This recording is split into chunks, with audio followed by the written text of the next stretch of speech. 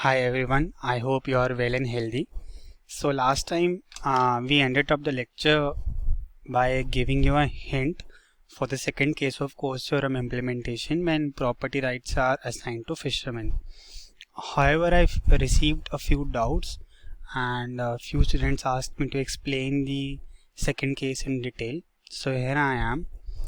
And as you know that the first step in Coase theorem implementation is that their property rights need to be well defined, and it needs to be well defined to a particular affected party. Now in this case we are assigning property rights to fishermen. So let's compare what we studied in the last lecture.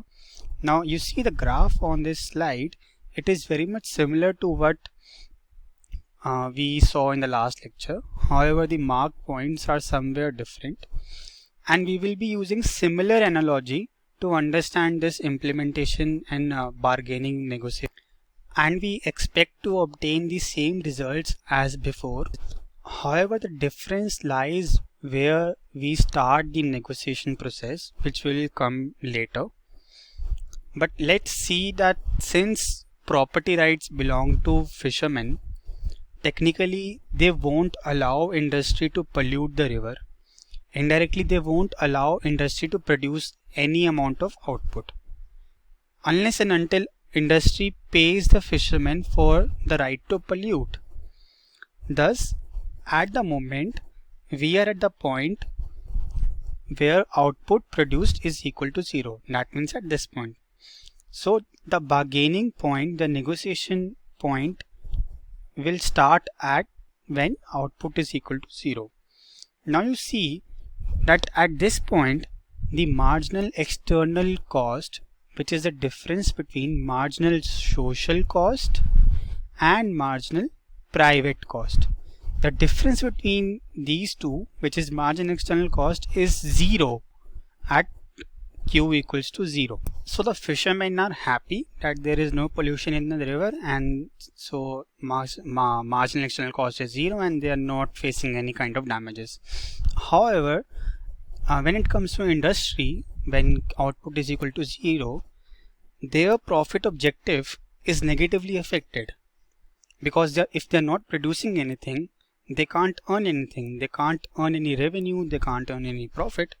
So now they have an incentive to reach out to the fishermen and bargain or negotiate with them, right?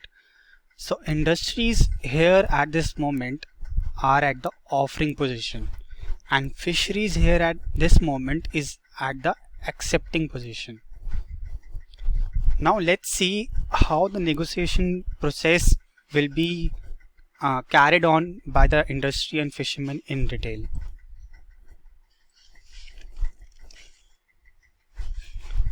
So we are already in consensus that the negotiation process will start at this point where output is equal to 0, right?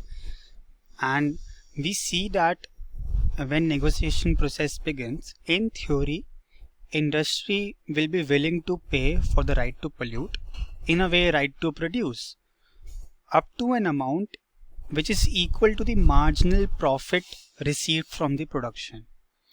Now, if I were to show you what is marginal profit graphically, it is nothing but the difference between marginal private cost, that means this line, and marginal private benefit, that means this line.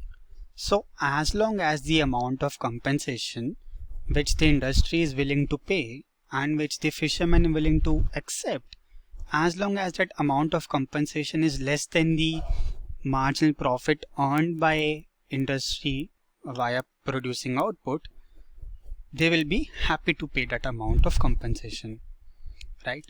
And on the other hand, fishermen will be willing to trade off their rights to clean water only if they receive the payment which is greater than the cost of damage they incur, and the cost of damage is nothing but the marginal external cost, right?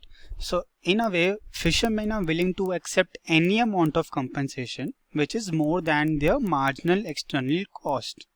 So with these negotiation conditions put forward by industry and fishermen, we get something known as range of bargaining. Now this range of bargaining includes three components. First is the amount of compensation, second is the marginal profit, and third marginal external cost. Now the range of bargaining is such that the amount of compensation will be less than the marginal profit or up to the amount of marginal profit earned by industry, and it will be more than the marginal external cost incurred by the fishermen. So if I were to show you graphically that marginal profit, which is the difference between marginal private benefit and marginal private cost, and marginal external cost, which is the difference between marginal social cost and marginal private cost. So if I start from output, when output is equal to 0, marginal profit is way more than marginal cost.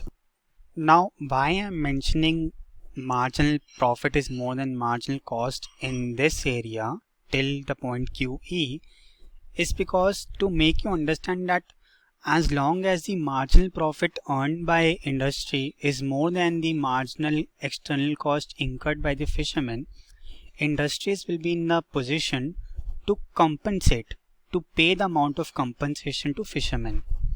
And they will continue to pay the amount of compensation to fishermen till the point marginal external cost is equal to marginal profit. That means at this point. That means at QE. So, and because also if you see that beyond this point, beyond the point QE, the marginal profit is less than the marginal external cost. You see the marginal profit is this section and the marginal external cost is this section. So when marginal profit, when the earnings of industry is way less than the damages incurred by the fishermen, industries will not be able to pay the cost of damages to the fishermen. That is the reason that the range of bargaining will range from Q equals to 0 till the point QE, right? And this QE is something we achieved earlier when property rights were assigned to industry. Now this QE is nothing but the efficient level of output, where the level of emissions into the river are as minimum as possible, and we are also making sure that the wheel of economic activities is still running. At this point you also see that we are satisfying the range of bargaining, right? The amount of compensation at this point is equivalent to the marginal external cost and marginal profit, and any amount of compensation to the left of QE till the point when output is equal to 1, even 1, the range of bargaining will be satisfied, right? So this is all for the second part of the Coase theorem implementation when property rights are assigned to fishermen. I hope I have brought more clarity to this topic, and in case you have any other doubts, feel free to reach out to me.